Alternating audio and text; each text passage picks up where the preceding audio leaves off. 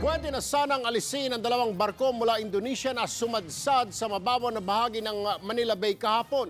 Ang kaso, nakaharang sa kanilang isa pang sumadsad na barko na hindi pa na-inspeksyon. Umaaksyon si Kim Son. Inabot ng 4 na oras ang pagsisid ng kinomisyong diving team ng shipping company na AZ Shanghai.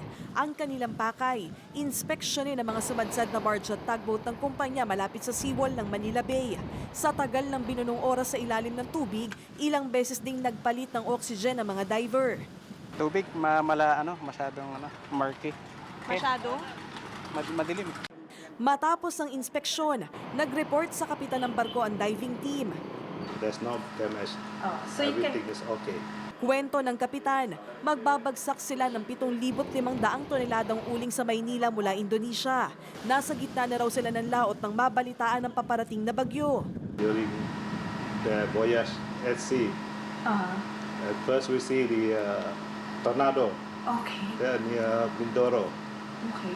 So many tornado, strong wind.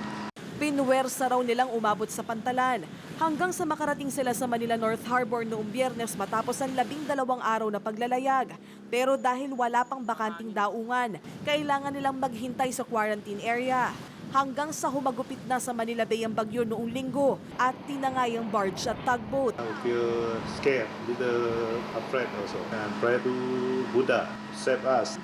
It's lucky we didn't hit any other ship and the breakwater. Wala namang nasaktan sa mga tripulante. Kung tutuusan, pwede naman na daw na umalis anumang oras itong barge na ito. Pero dahil nakaharang sa kanilang daraanan, yung barko ng Mary the Queen, hindi sila makaalis dito sa kanilang pwesto.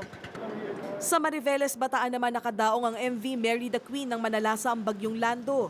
Sa tindi ng alon, napadpad ito sa Manila Bay. Tinatrabaho na raw ng kumpanya ng barko ang mga papeles para inspeksyonin ang sumadsad na bahagi nito. Umaaksyon, Kay Imson, News 5.